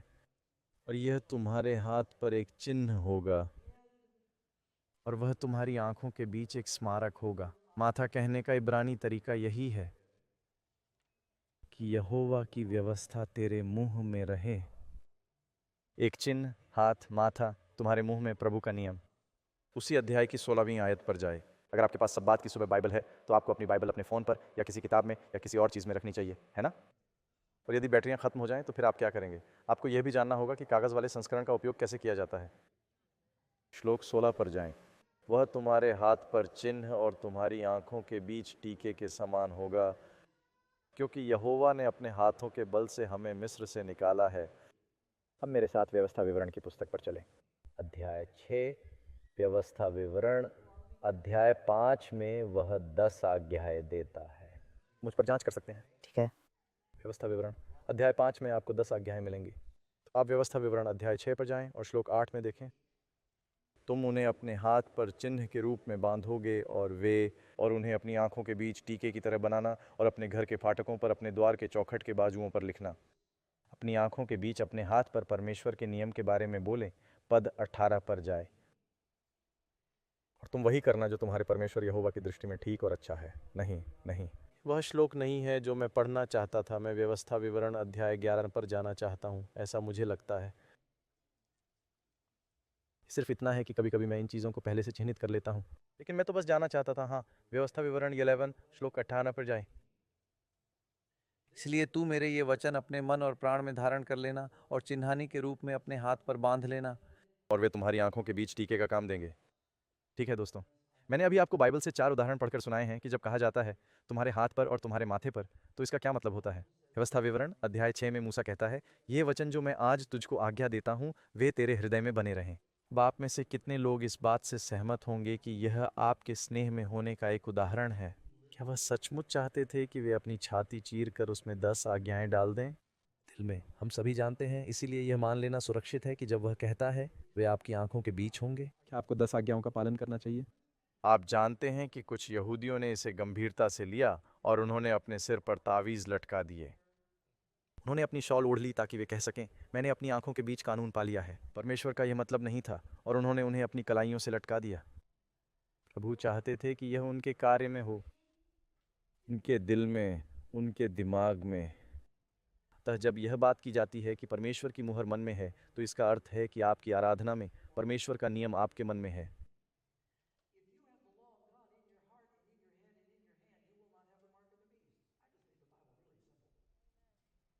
यदि आपके हृदय में परमेश्वर का नियम है, तब यह आपके हाथ में और आपके सिर में होगा। यदि यह हृदय से शुरू होता है तो यह हाथ और सिर में भी होगा। परंतु जो लोग अंतिम दिनों में परमेश्वर की व्यवस्था को अस्वीकार करते हैं, वे धोखा खा जाते हैं और अंत में उन्हें जानवर की भौंक का सामना करना पड़ता है, उनके हाथ में और उनके सिर में। मैं और अधिक विशिष्ट रूप से पता लगाऊंगा कि इसका क्या अर्थ है। तो जो लोग आपको बता रहे हैं किसी को भी अपने माथे पर 666 का टैटू न बनवाने दें, जब तक वे आपके माथे पर मुहर लगाकर 666 नहीं लिख देंगे, तब तक आप पर जानवर का निशान नहीं लगेगा। शैतान यही चाहता है कि हम ऐसा सोचें। वास्तव में आप में से कुछ लोग अपना हाथ ऊपर नहीं उठा रहे हैं, बाइबल के उन अनुवादों को पकड़े हुए जो प्रकाशित वाक्य 13 में दिए गए इस कथन का गलत अनुवाद करते हैं कि यह छोटे और बड़े, अमीर और गरीब सभी को प्रभावित करता है। टैटू बनवाने के लिए मुफ्त और बॉन्ड। दरअसल कुछ संस्करणों में ऐसा कहा गया है और यह मूल संस्करण में नहीं है, इसमें ऐसा नहीं कहा गया है। और हर कोई इस राक्षसी शक्ति का इंतजार कर रहा है कि वह उन्हें टैटू बनाने की कोशिश करे। सोचो, ठीक है, ये किसी को भी मेरे हाथ या माथे पर 666 का टैटू नहीं बनाने देता और मैं सुरक्षित हूँ, जबकि वे जानवर का चिन्ह प्राप्त कर रहे हैं। वे नकली चीज़ों की तलाश में इस ओर जा रहे हैं और असली चीज़ों के जाल में फंस रहे हैं। देखो, शैतान एक महा धोखेबाज है। तो आप समझ गए होंगे कि हाथ और माथे पर इसका क्या मतलब है। ये एक प्रतीक है। 10 आज्ञाओं में से किसमें मुहर के सभी तत्व समाहित हैं? याद कीजिए, मुहर में क्या होता है? नाम, उपाधि, क्षेत्र। ठीक है, मुझे किंग चार्ल्स की नई किताब की एक प्रति मिली है। उन्होंने पिछले कुछ महीनों में ही इसे मंजूरी दी है। उसकी आधिकारिक मुहर है। आप असल में उल्टी तस्वीर देख रहे हैं। मैंने इसे उलट दिया है क्योंकि मुहर उल्टी लिखी होती है, इसीलिए जब वह उसे किसी चीज़ पर दबाता है तो वह आगे की ओर हो जाती है। ठीक है, जैसे जब आप अपने रियर व्यू मिरर में एम्बुलेंस को देखते हैं तो आप उसे पढ़ सकते हैं क्योंकि वह एम्बुलेंस के सामने की तरफ पीछे की तरफ होता है। तो मैंने उसे पलट दिया, लेकिन उसमें चार्ल्स तृतीय लिखा था और वह लैटिन में था। इसलिए मैंने इसका कुछ भाग तीसरे सम्राट चार्ल्स के नाम से अनुवादित किया है और इसमें ब्रिटानिया के सभी ज़िले शामिल हैं। क्योंकि वह कई रियासतों का राजा है, यह सरकारी मुहर है। नाम, उपाधि, क्षेत्र। परमेश्वर के नियम में आपको ये बातें कहाँ मिलती हैं? तुम्हें क्या पता? ये चौथी आज्ञा में है। ये पहली आज्ञा है जिसे परमेश्वर ने याद रखने को कहा था, जिसे बहुत से ईसाई भूल रहे हैं। क्योंकि 6 दिन में यहोवा का वचन पूरा हो जाएगा। उसका नाम बनाया। यह आपके और मेरे लिए अंग्रेजी में दिखने से कहीं बड़ा है। इसका मतलब है कि उसने कुछ नहीं से चीजें बना दी। उन्होंने कहा और काम हो गया। वे निर्माता हैं। वह उस शब्द में संरक्षक भी है। आकाश, पृथ्वी, समुद्र और उनमें जो कुछ है, हर जगह सब कुछ। तुम्हें उसका नाम मिल गया है, उसका कार्यालय, उसका क्षेत्र। चौथी आज्ञा में पवित्र शब्द है। और मैंने तुमसे कहा था कि यह धरती का सबसे पवित्र स्थान है। यहीं पर 10 आज्ञाएं हैं। क्योंकि तुम्हें पवित्र भूमि मिली है, तुम्हें पवित्र शहर और पवित्र पर्वत, पवित्र मंदिर, पवित्र स्थान मिला है। परम पवित्र स्थान, पवित्र संदूक, पवित्र व्यवस्था और फिर सप्त पवित्र आज्ञा। एक ऐसी आज्ञा है जिसके लिए समय की आवश्यकता है। और आप जानते हैं, परमेश्वर के प्रति अपनी आराधना दिखाने का मुख्य तरीका है उसे अपना समय देना। आप जानते हैं, बाइबल में केवल कुछ ही चीजों को पवित्र कहा गया है। परमेश्वर सप्त को पवित्र कहता है। इसका अर्थ है कि आपके समय का 1% विशेष रूप से ईश्वर को दिया गया है। आप इसे अलग रखने के लिए तैयार हैं। आपके पैसे का एक हिस्सा एक खास तरीके से भगवान को जाता है। विवाह को पवित्र कहा जाता है। इसका मतलब है 100%, है ना? पवित्र तरीके से जुड़ा हुआ, 100% प्रतिबद्धता। तो कुछ ही चीज़ें पवित्र कही जाती हैं। पवित्र विवाह उनमें से एक है। प्रत्येक मुहर में थों तत्व होते हैं। नाम, प्रभु, उसका कार्यालय, उसने बनाया या उसने बनाया, वह एक पालनहार है। उसका क्षेत्र, आकाश, पृथ्वी, समुद्र और सब कुछ। सबका मतलब कितना? उसने सब कुछ बनाया, उनमें जो कुछ भी है। उसकी मुहर उसके कानून के केंद्र में पाई जाती है। यह 10 आज्ञाओं में सबसे लंबी है। एकमात्र आज्ञा है जो याद रखें शब्द से शुरू होती है और इसमें यह शब्द शामिल है, पवित्र। परमेश्वर ने अपनी सामर्थ्य का विशेष चिन्ह क्या दिया है? बाइबल क्या कहती है? यह HKL इसी पद पूरी पढ़े। मैंने उन्हें अपना सप्त भी दिया ताकि वे क्या करें? फसह के खून या खिड़की में लगी रस्सी जैसा कोई चिन्ह। मैं इसे उनके और मेरे बीच एक चिन्ह के रूप में देता हूँ कि वे जान लें कि मैं यहोवा हूँ जो क्या करता है, उन्हें पवित्र करता है। आप में से कितनों को पवित्रीकरण की ज़रूरत है? ठीक है, हमें इसकी ज़रूरत है। यह हमें हर हफ्ते याद दिलाता है कि वही हमें पवित्र बनाएगा, वह हमें पवित्र करता है। और क्या यह HKL 20:20 मेरे सप्त को पवित्र मान? क्या आप जानते हैं कि परमेश्वर यहूदियों के सप्त के बारे में क्या नहीं कहता? मेरे विश्राम दिनों को पवित्र मानो। और वे क्या होंगे?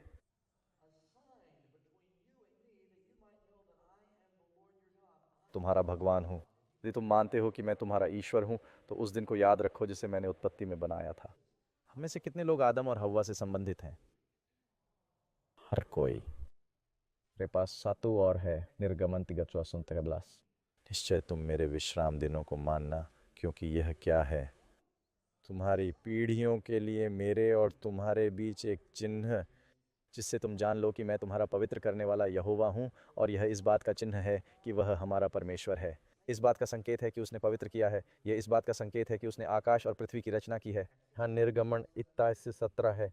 मेरे और इस्राएलियों के बीच सदा के लिए एक चिन्ह है, क्योंकि यहोवा ने इसे 6 दिन में बनाया है, आकाश और पृथ्वी, और 7वें दिन उसने विश्राम किया और ताज़ा हो गया। आपने देखा कि भगवान कह रहे हैं वे उसके उदाहरण का अनुसरण कर रहे हैं। क्या केवल यहूदी ही यीशु का अनुसरण करते हैं या फिर ईसाई लोग यीशु का अनुसरण करते हैं?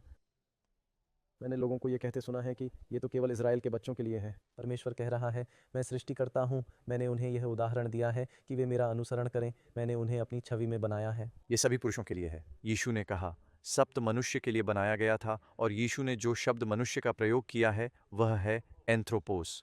तो इसका मतलब है मानवता। ये किसी एक जाति की बात नहीं कर रहा है। अगर आप इंसान हैं तो यह आपके लिए ही बना है। हमें इस विश्राम के दिन की ज़रूरत है, और उसने हमें बताया है कि उसने एक ख़ास दिन को आशीर्वाद दिया है। अतः सप्त एक चिन्ह है, ये एक मुहर है। और यह एक ऐसा तरीका है जिससे हम हर सप्ताह अपने उद्धारकर्ता और अपने निर्माता के साथ जुड़ते हैं। आज दुनिया से जो हमें मिला है वह आपको नहीं मिलता। लोग ये मानते हैं कि हम विकसित हुए हैं यदि वे हर सप्ताह याद रखें कि हमारी रचना हुई है। शब्दकोश में देखें, सप्ताह का 7वां दिन कौन सा दिन है? मरियम वेबस्टर का कहना है कि सप्ताह का 7वां दिन शनिवार है।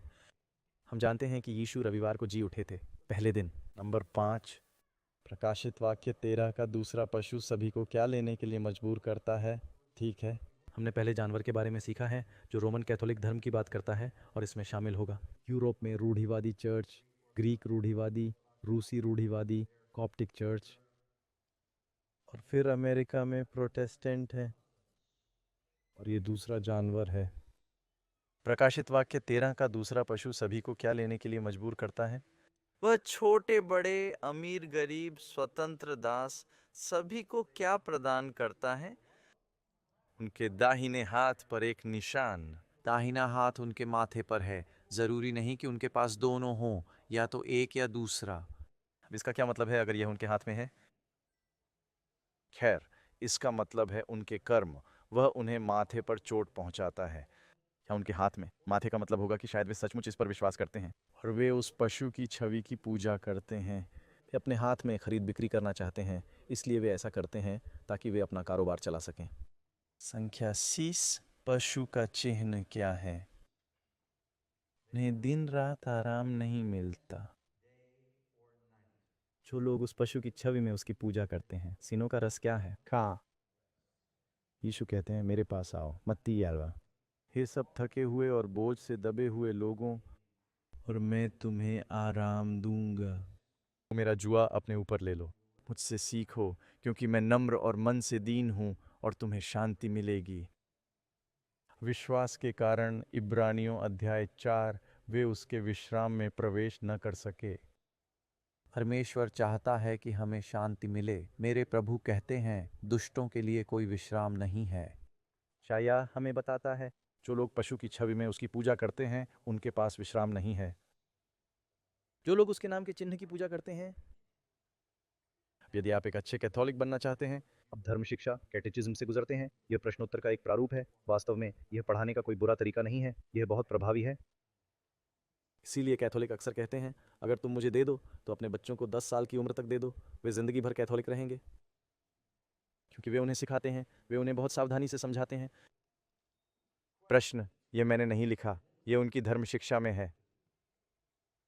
प्रश्न, सप्त का दिन कौन सा है? उत्तर, शनिवार सप्त का दिन है। प्रश्न, स्पष्ट प्रश्न, हम शनिवार के बजाय रविवार क्यों मनाते हैं? उत्तर, हम शनिवार के बजाय रविवार मनाते हैं क्योंकि कैथोलिक चर्च ने इस समारोह को शनिवार से रविवार तक स्थानांतरित कर दिया था। वह समय और कानून बदलने के बारे में सोचेगा। क्या किसी मनुष्य या चर्च में परमेश्वर की एक भी आज्ञा को बदलने की शक्ति है? नहीं। पुराने प्रोटेस्टेंट सुधार आंदोलन की शुरुआत इसी से हुई थी। उन्होंने कहा, नहीं, चर्च परंपराएं बना सकता है। चर्च की परंपराएं धर्म ग्रंथों से ज्यादा महत्वपूर्ण हैं। प्रोटेस्टेंटों ने कहा, सोला स्क्रिप्टुरा, ये धर्म ग्रंथ परमेश्वर का वचन होना चाहिए। यीशु ने कहा, बुद्धिमान मनुष्य अपना घर किस पर बनाता है? ये शब्द जो मैंने कहे हैं, मूर्ख व्यक्ति मानव निर्मित परंपराओं की रेत पर निर्माण कर रहा है। यीशु ने कहा, तुम अपनी परंपराओं का पालन क्यों करते हो और परमेश्वर की आज्ञाओं का उल्लंघन क्यों करते हो? मैं आपको एक और प्रश्न देता हूँ। 1. स्टीफन कीनन, डॉक्टरेट कैटेचिज्म, पृष्ठ 174। प्रश्न, क्या आपके पास यह साबित करने का कोई और तरीका है कि कैथोलिक चर्च को उपदेशात्मक त्योहारों की स्थापना करने का अधिकार है? इसे कानून बना दीजिए। उत्तर, यदि उसके पास ऐसी शक्ति न होती, वह ऐसा नहीं कर सकती थी जिस पर सभी आधुनिक धर्मावलंबी उससे सहमत हों। सभी नहीं, हम नहीं हैं। वह सप्ताह के पहले दिन रविवार के पालन का स्थान नहीं ले सकती थी। सप्ताह के 7वें दिन शनिवार के पालन के लिए एक ऐसा परिवर्तन जिसके लिए कोई धर्मशास्त्रीय प्रमाण नहीं है, वे इसे स्वीकार करते हैं, वे यह जानते हैं। तो सवाल यह है, क्या आप परमेश्वर की आज्ञा मानेंगे या मनुष्य की? यही सवाल मैं आपसे पूछने जा रहा हूं। क्या आप जानवर और उसके नियमों की पूजा करेंगे या परमेश्वर और उसके नियमों की? क्या यह आपके दिल में है? बात यहीं आकर खत्म होती है। यीशु ने कहा, अगर तुम मुझसे प्यार करते हो तो मेरी आज्ञाओं को मानो। संख्या 7, क्या पशु का चिन्ह या परमेश्वर की मुहर दिखाई देती है? हमने क्या सीखा है? यहोवा की यह वाणी है, यह वही वाचा है जो मैं उन दिनों के बाद उनसे बांधूंगा। मैं अपनी व्यवस्था वहां रखूंगा। कहाँ? उनके दिलों में और उनके दिमाग में। क्या मैं देख सकता हूँ कि आपके दिल या दिमाग में क्या है? परमेश्वर कहते हैं मनुष्य बाहरी रूप को देखता है परंतु परमेश्वर हृदय को देखता है। ये ऐसी चीज़ नहीं है जिसे आप बाहर से देखेंगे, ये ऐसी चीज़ है जिसे आप शायद उनके कार्यों में देख सकते हैं। आप उन्हें उनके फलों से पहचानेंगे। तो शैतान ने पूरी दुनिया को पा लिया है। ये सोचने में कि जानवर का निशान क्रेडिट कार्ड है या यह बारकोड है या यह एक कंप्यूटर RFID चिप है जिसे आप जानते हैं वे अब सभी कुत्तों पर लगाते हैं। तो आप अपने खोए हुए कुत्ते को ढूंढ सकते हैं। और ये तो बस तकनीकें हैं दोस्तों, ये किसी जानवर का लक्षण नहीं है। क्या अब यह महाशक्ति खरीद बिक्री को नियंत्रित करने के लिए प्रौद्योगिकी का उपयोग करेगी? इसमें कोई शक नहीं, मैं इस पर भरोसा कर सकता हूँ। जो कुछ भी करने को तुम्हारा हाथ मिले उसे अपनी पूरी शक्ति से करो। तो ये क्या दर्शाता है? अपने कार्यों के बारे में बात करना। ये तुम्हारे हाथ पर एक चिन्ह होगा और यहोवा की व्यवस्था के विषय में तुम्हारी आंखों के सामने एक स्मरण कराने वाला चिन्ह होगा। शायद आपके मुंह में हो और ये आपके मुंह में है क्योंकि ये आपके दिल में है। आपको वह पादरी डग कहाँ से मिला? हे भगवान। मत्ती अध्याय 12, जो मन में भरा है वही मुंह पर आता है। इसलिए यदि परमेश्वर का नियम तुम्हारे हृदय में है तो वह तुम्हारे मुंह से भी निकलेगा। हमारे हृदय में उस चिन्ह को रखने का यही अर्थ है। फिर मैं उन श्लोकों को दोहरा रहा हूं जो मैंने आपको पहले दिखाए थे। व्यवस्था विवरण 11 श्लोक 18। इसलिए तू मेरे ये वचन अपने मन और प्राण में रख लेना और चिन्हानी करके अपने हाथ पर बांध लेना। वे आपकी आंखों के बीच में ललाट की तरह होंगे। आप जानते हैं यह कोई दुर्घटना नहीं है। जहां दाऊद गोलियत को मारकर उसे गिराने में सफल रहा, पत्थर कहां धंस गए? पत्थर क्या दर्शाता है? परमेश्वर का वचन, युगों की चट्टान, यीशु। शैतान दाऊद ने, मुझे कहना चाहिए, उसकी आंखों के बीच में ही ये बात डाल दी। और हम शैतान को कैसे नीचे गिराए? यीशु ने कहा लिखा है, लिखा है। उसने शैतान की आंखों के बीच में मारा। क्या आपने कभी ये कहावत सुनी है? इससे उनका ध्यान आकर्षित होता है। मैं खून खराबा नहीं करना चाहता लेकिन मुझे लगता है कि इसमें एक आध्यात्मिक सबक छिपा है। अच्छी रानी या बुरी रानी? वह एक मूर्ति पूजक रानी थी जो परमेश्वर के नबियों को सताती थी। उसने एलियाह को मारने की कोशिश की। उसने कई अन्य नबियों को भी मार डाला। उसने सच्चे परमेश्वर की उपासना को खत्म करने और बाल की उपासना शुरू करने की कोशिश की। उसने राजा अहाब की सरकार को अपने नियंत्रण में ले लिया। और आप 3.5 साल तक ईजेबेल और अहाब के साथ जो कुछ होता हुआ देखते हैं। उस अकाल के समय में आप बाबुल और पृथ्वी के राजाओं के बीच 1060 दिनों तक आध्यात्मिक रूप से घटित होते हुए देखते हैं। ये 3.5 आध्यात्मिक वर्ष हैं। तो ईजेबेल उस स्त्री का एक रूप है जिसके बारे में कहा जाता है कि बाबुल गिर गया और गिर गया। उसे वहाँ एक भयानक न्यायदंड मिलता है। प्रकाशित वाक्य में क्या आप जानते हैं कि ईजेबेल कैसे मरती है? इजराइल में 3 खोजों ने उसे खिड़की से बाहर फेंक दिया। वह चट्टान से टकरा गई और मर गई। और येहू को बुरा लगा। उसने कहा भले ही वह एक बुतपरस्त रानी थी पर वह रानी थी, शायद उसे दफना देना चाहिए था। उसने अपने सेवकों को उसे दफनाने के लिए भेजा। वापस आए और उन्होंने कहा कि हमें केवल उसका माथा और हाथों की हथेलियां ही मिली। हाथ में और माथे में। इसलिए तुम्हें ये शब्द लिख कर रख देने चाहिए। मुझे माफ करना। अगला श्लोक। उनके काम अधर्म के हैं, हिंसा का काम कहाँ है? उनके हाथों में। हमें बताता है कि हाथ क्रियाओं का प्रतिनिधित्व करते हैं। जैसे कि अगर मैं आपसे कहूं, अरे क्या आप मुझे एक हाथ दे सकते हैं? मैं नहीं चाहता कि तुम अपना हाथ काटकर मुझे फेंक दो। मैं तुमसे कुछ शारीरिक मदद मांग रहा हूं। इसीलिए हम इसे शारीरिक श्रम कहते हैं। इसे स्पेनिश में क्या कहेंगे? मनो मतलब शारीरिक श्रम। आपको कुछ मदद मिलती है, गतिविधि। उनके विचार बर्बादी के विचार हैं, विनाश। मैं पीछे जा रहा हूं क्योंकि मैं चाहता हूं कि आप ध्यान दें कि ये दोनों यशायाह 59:6 और श्लोक 7 से आ रहे हैं। उनके विचार अधर्म के विचार हैं। उनके मार्ग में बर्बादी और विनाश है। आंखों के बीच और हाथ पर एक रूपता है। किसी व्यक्ति के विचारों और कार्यों के लिए शास्त्र के माध्यम से प्रतीकों का प्रयोग किया जाता है। तो ये इस बात से संबंधित होगा कि अंतिम दिनों में आप किसकी आराधना करते हैं। आपको यही अंक प्राप्त होने वाला है, क्योंकि जो वाचा मैं उन दिनों के बाद इजराइल के घराने से बांधूंगा वह यह है, यहोवा की यह वाणी है। मैं अपनी व्यवस्था उनके मन में डालूंगा और उसे उनके हृदय पर लिखूंगा, और मैं उनका परमेश्वर होऊंगा और वे मेरे लोग होंगे। हम परमेश्वर के नियम को अपने हृदय में कैसे स्थापित कर सकते हैं? मुझे याद है मैंने इस महिला के बारे में सुना था। वह एक ईसाई थी। उसकी शादी एक ऐसे आदमी से हुई थी जो शराब की लत से जूझ रहा था। और ये तब की बात है जब तलाक इतनी आसानी से नहीं होता था। कई साल पहले की बात है। वह रोज काम के बाद सैलून जाता था, नशे में धुत होकर घर लौटता था। और वह हर किसी से कहता था, मुझे दुनिया की सबसे अच्छी पत्नी मिली है। वह उसके साथ बहुत धैर्यवान थी। वह हर दिन उसके लिए प्रार्थना करती थी।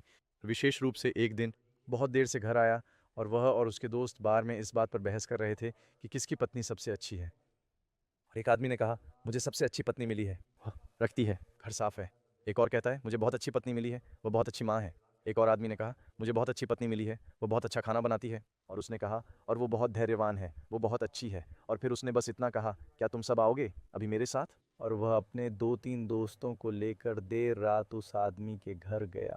वह घर में लड़खड़ाता हुआ चला गया। उसने अपनी पत्नी को जगाया, बोला, जानू, मैं कुछ दोस्तों को घर ले आया हूँ, क्या आप हमारे लिए कुछ खाने को ला सकते हैं? और वह उठी और नीचे गई और उसने एक अच्छा खाना तैयार करना शुरू कर दिया।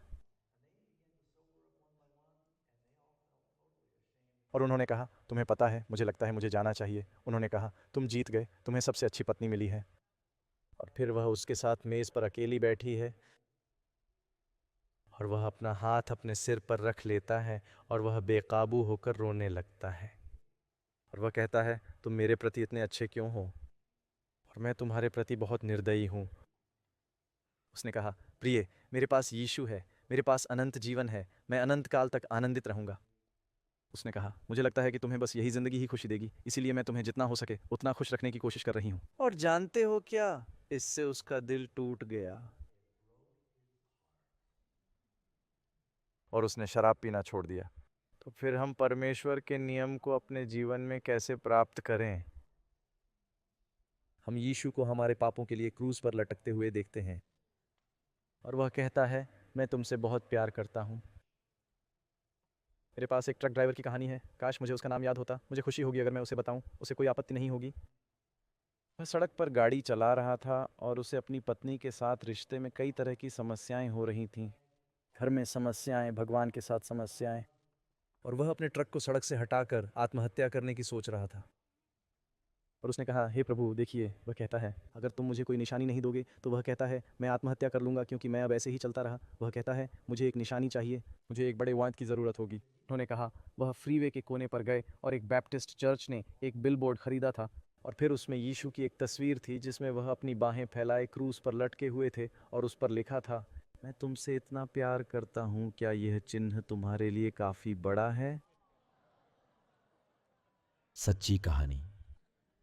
उसने कहा, मैं लगभग सड़क से उतर गया था। उसने कहा, मैंने गाड़ी रोकी और रोने लगा। मैंने अपना दिल प्रभु को सौंप दिया और तब से मैं कभी भी चर्च नहीं गया। उसने कहा, मुझे परमेश्वर के प्रेम पर कभी संदेह नहीं हुआ। कभी कभी परमेश्वर को हमारा ध्यान आकर्षित करने के लिए कुछ करना पड़ता है, लेकिन सुसमाचार का उद्देश्य यही है। वह आपका हृदय बदल देता है और आपको आज्ञा पालन करने की शक्ति देता है। एक वाचा है, मैं अपनी व्यवस्था उनके मन में डालूंगा, मैं उनके हृदय में लिखूंगा। संख्या 8, यीशु ये कैसे निर्धारित करता है कि हम उसके सेवक हैं या नहीं? बाइबल कहती है, क्या तुम नहीं जानते कि तुम किसकी आज्ञा मानने के लिए अपने आप को दास बना लेते हो? तुम स्वयं वही दास हो जिसकी आज्ञा मानते हो। क्या आप जानते हैं कि आज दुनिया में इतना दुख क्यों है?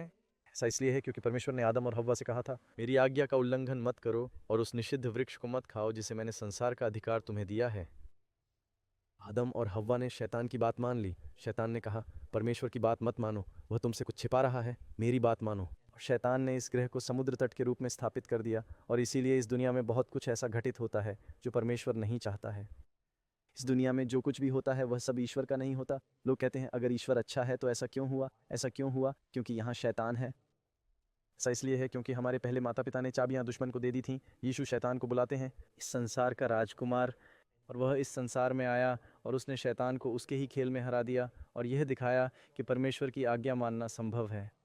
उन्होंने हमें यह दिखाने के लिए एक उदाहरण दिया कि पिता कैसा है और ब्रह्मांड को यह दिखाने के लिए कि शैतान की सरकार वास्तव में कैसी है। क्रूस पर आप शैतान की शक्ति के प्रति प्रेम और मसीह के प्रेम की शक्ति को देख सकते हैं। तो दोस्तों, ये एक लड़ाई है और ये लगभग खत्म हो चुकी है क्योंकि शत्रु जानता है कि उसके पास बहुत कम समय है। परमेश्वर का प्रेम यही है कि हम क्या करें, उसकी आज्ञाओं को मानें। हाँ, परमेश्वर दयालु है। हाँ, हमें विश्वास रखना चाहिए।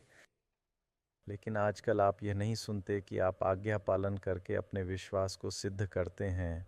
जेम्स ने यही कहा था, ये कहना आसान है, मुझे विश्वास है, मुझे विश्वास है, लेकिन अगर हम आज्ञा का पालन नहीं करते हैं तो आप वास्तव में विश्वास नहीं करते हैं, है ना?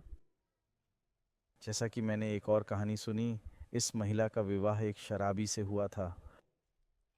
पहले वाली जितनी अच्छी नहीं थी। वह हर रात घर आता है। वह उसके नशे में घर आने से इतनी थक जाती है कि उसने दरवाज़ा बंद कर लिया है। और वो नीचे दरवाज़ा पीटते हुए कह रहा होगा, आ जाओ जानू, मुझसे प्यार करो और मुझे माफ़ कर दो, मुझे माफ़ कर दो, मैं दोबारा ऐसा नहीं करूँगा। देखिए, आपके लिए मेरे पास 3 शब्द हैं, मैं आपसे प्यार करता हूँ, मैं आपसे प्यार करता हूँ। वह बाहर चिल्लाता और पड़ोसियों को जगाता और बहुत जल्द वह दे देती और वह दरवाज़ा खोल देती और उन्हें अंदर आने देती। सब बार बार हुआ। हफ्ते दर हफ्ते वह नशे में धुत होकर आता, खूब हंगामा करता, वह गुस्सा हो जाती, दरवाज़ा बंद कर लेती। वह अंततः मान जाती। वह 3 शब्द कहता, मैं तुमसे प्यार करता हूँ, मैं तुमसे प्यार करता हूँ। वह दरवाज़ा खोल देगी। अंततः एक दिन वह सफल हो गई। वह दरवाज़ा पीटता हुआ आया। वह नशे में था। उसने उसे बाहर से बंद कर दिया था। उसने कहा, 3 शब्द, 3 शब्द, और उसने खिड़की खोल दी। उसने कहा, ठीक है, मेरे पास तुम्हारे लिए 2 शब्द हैं, इसे साबित करो। हम कहते हैं, हे ईश्वर, मैं तुमसे प्यार करता हूँ, मैं तुमसे प्यार करता हूँ, मैं तुमसे प्यार करता हूँ। वह कहते हैं, अगर तुम मुझसे प्यार करते हो तो साबित करो, मेरी आज्ञाओं का पालन करो। सच तो यह है कि कुछ लोग सचमुच प्रभु से प्रेम नहीं करते। वे अपने आप को मूर्ख बनाने के लिए पर्याप्त धर्म चाहते हैं, लेकिन वे वास्तव में ईश्वर की आज्ञा का पालन नहीं करना चाहते।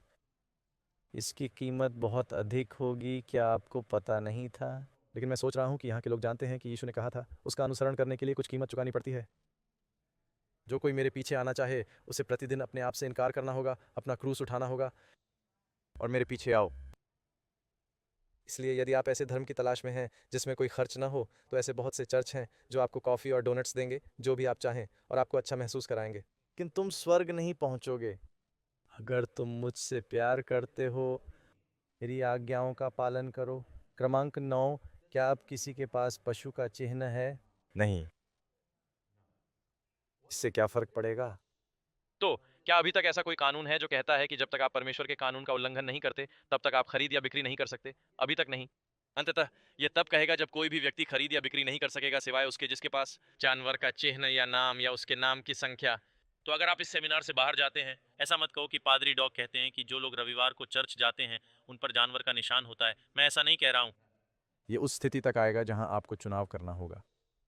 यीशु ने कहा था कि सुसमाचार पूरी दुनिया में गवाही के लिए जाएगा, और जब लोगों के पास गवाही होगी तो वे चुनाव करेंगे। और यदि वे ईश्वर की आज्ञा के बजाय लोकप्रिय बातों को अपनाना चुनते हैं, उन्हें पशु की छाप मिलेगी।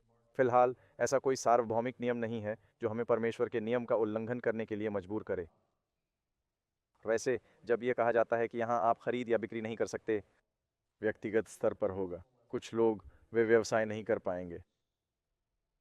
लेकिन हमारा देश अब ऐसा कर रहा है। क्या उनके पास आर्थिक नाम की कोई चीज़ है जहां एक देश दूसरे देश से कह रहा है कि जब तक आप सहयोग नहीं करेंगे, हम आपके साथ व्यापार नहीं करेंगे और आप स्वयं खरीद नहीं सकते? जबकि संयुक्त राष्ट्र अमेरिका में है, वहीं दूसरा जानवर है। और वे अंततः ऐसे कानून बनाने जा रहे हैं जो न केवल व्यक्तिगत स्तर पर, लेकिन सरकारी स्तर पर जब तक लोग सहयोग नहीं करेंगे, वे सरकार के रूप में खरीद या बिक्री नहीं कर सकेंगे, और फिर सरकारें लोगों पर दबाव डालेंगी। देखते हैं ये कैसे होगा। आखिरकार मौत का फरमान आएगा। कोई भी व्यक्ति खरीद या बिक्री नहीं कर सकता सिवाय उस व्यक्ति के जिस पर छाप या पशु का नाम या उसके नाम की संख्या हो। संख्या 10। मसीह विरोधी शक्ति किन 2 चीज़ों को बदलने का प्रयास करती है? ध्यान दें, दानियेल अध्याय 7 पद 25 में यहाँ लिखा है, वह समय और कानून को बदलने का इरादा रखेगा। जब आप 10 आज्ञाओं को देखते हैं तो उनमें से कितनी आज्ञाओं में समय और व्यवस्था दोनों शामिल हैं?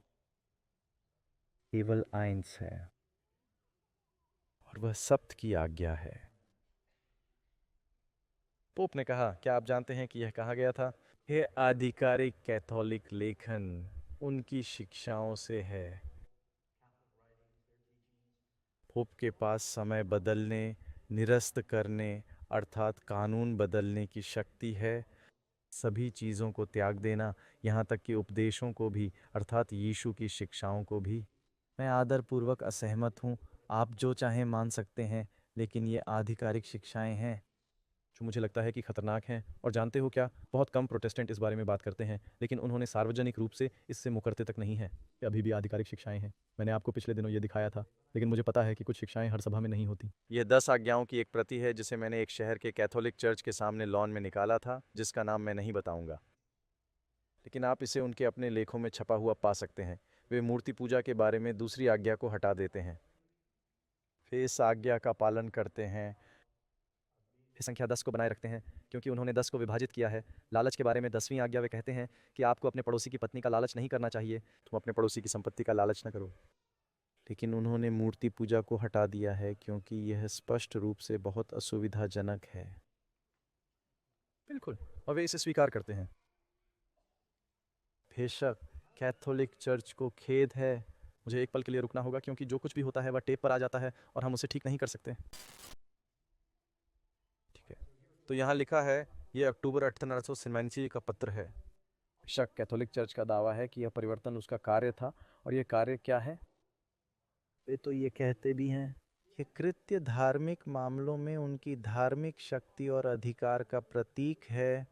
ऐसा चिन्ह जिसे बेबीलोन की अधिकांश बेटियों ने अपनाया है। सेंट कैथोलिक चर्च सेंटिनल के पेपर से उद्धृत है। संभवतः चर्च द्वारा किया गया सबसे साहसिक कार्य, सबसे क्रांतिकारी परिवर्तन पहली शताब्दी में हुआ था। अगर मैं गलत हूं तो यह वास्तव में तीसरी शताब्दी थी। पवित्र दिन, सप्त, शनिवार से रविवार तक का परिवर्तन शास्त्रों में वर्णित किसी निर्देश से नहीं किया गया था, बल्कि चर्च की अपनी शक्ति की भावना से। जो लोग सोचते हैं कि धर्म ग्रंथ ही एकमात्र अधिकार होना चाहिए, उन्हें तार्किक रूप से सेवेंथ डे एडवेंटिस्ट बनना चाहिए और शनिवार को पवित्र रखना चाहिए। कि हृदय को आशीर्वाद दें। जैसा कि वे टेक्सास में कहते हैं, मैं समर्थन के लिए उनका धन्यवाद करता हूं।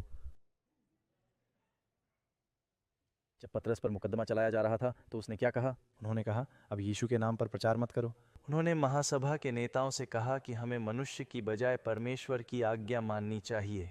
किसी भी मनुष्य में परमेश्वर की आज्ञाओं को बदलने की शक्ति नहीं है। संख्या 17। परमेश्वर ने अपने प्राचीन याजकों या पादरियों की क्या आलोचना की थी? विशेष रूप से ध्यान दीजिए कि परमेश्वर ने क्या भविष्यवाणी की थी कि समस्या उत्पन्न होगी। परंतु तुम मार्ग से भटक गए हो और बहुतों को व्यवस्था के विषय में ठोकर खाने का कारण बना दिया है। तूने मेरे मार्गों का पालन नहीं किया, परंतु तूने व्यवस्था के विषय में पक्षपात किया है। वे लोग अज्ञानता के कारण नाश हो रहे हैं। ध्यान दीजिए, वे कहते तो हैं कि वे कानून पर विश्वास करते हैं, लेकिन वे पक्षपात कर रहे हैं।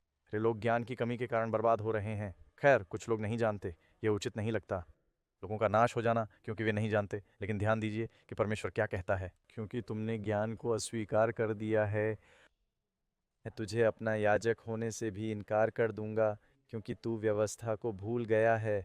तेरे परमेश्वर के विषय में मैं तेरे बच्चों को भूल जाऊंगा।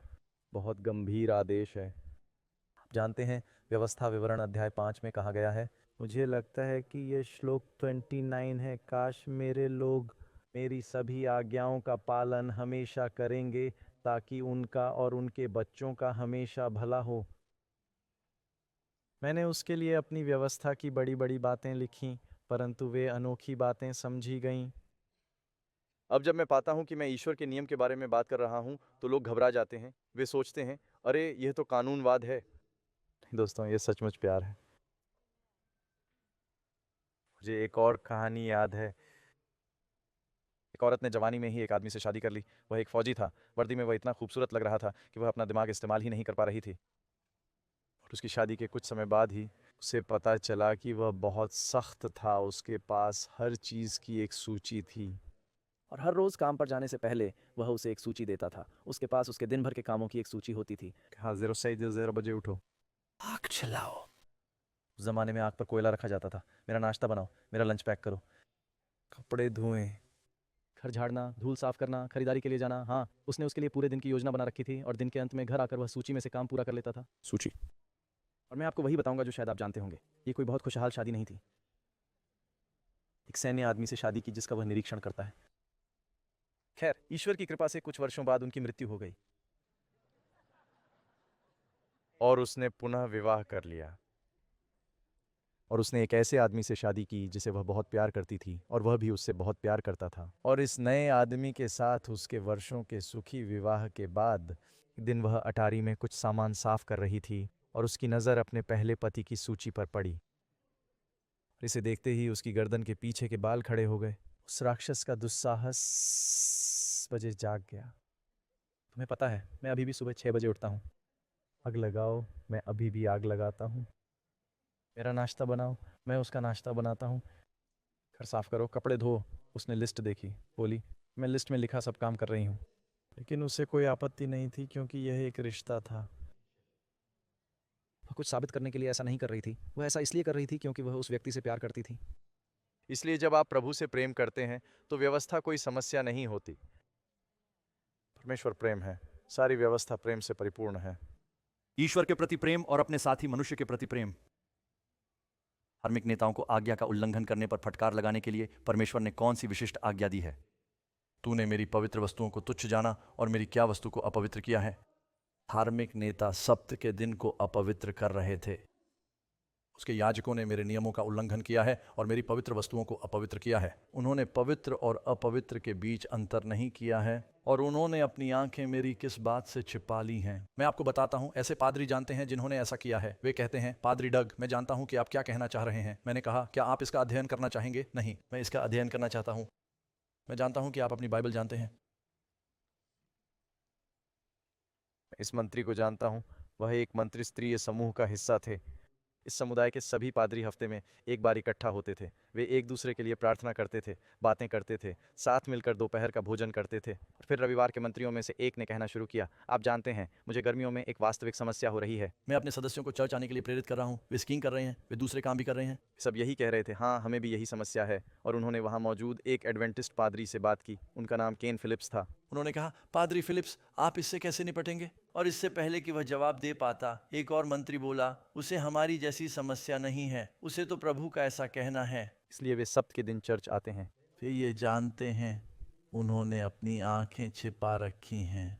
इन बातों से उसके नबियों ने उन्हें कच्चे गारे से पोत दिया है, झूठे दर्शन देखकर और उनके लिए झूठ बोलकर, यह कहते हुए कि प्रभु यूं कहता है। जब प्रभु ने कुछ नहीं कहा हो, मैंने ईश्वर के नियमों को खत्म करने की कोशिश करने वाली बेहद हास्यास्पद बातें सुनी हैं। क्रमांक 13, परमेश्वर अपने अगुओं को किस विशिष्ट पाप की निंदा करने का आदेश देता है? जोर से चिल्लाओ, कुछ मत छोड़ो, अपनी आवाज़ तुरही की तरह ऊंची करो, मेरे लोगों को उनके अपराध बताओ। परमेश्वर हमें चेतावनी क्यों देना चाहता है? हमें बचाने के लिए, यदि तू सप्त के दिन से मुंह मोड़ ले, मेरे पवित्र दिन पर तेरी इच्छा पूरी करने से। परमेश्वर इसे मेरा पवित्र दिन कहता है, और सप्त को आनंद का दिन कहना क्या यह बुरी बात है? यहोवा के पवित्र और आदरणीय होने पर तू यहोवा में प्रसन्न होगा, और मैं तुझे यहोवा के ऊंचे स्थानों पर सवारी कराऊंगा। पृथ्वी पर इसलिए क्योंकि प्रभु के मुख से यह कहा गया है। परमेश्वर वादा करता है कि यह एक आशीष होगी। वह आप सभी को आशीष देना चाहता है। दोस्तों, जब आप यीशु को पूरी तरह से स्वीकार करने और उसका अनुसरण करने का निर्णय लेते हैं तो क्या होगा? बाइबल कहती है, प्रभु यूं कहते हैं, मार्गों पर खड़े होकर देखो और उन पुराने मार्गों के बारे में पूछो जहां अच्छा मार्ग है।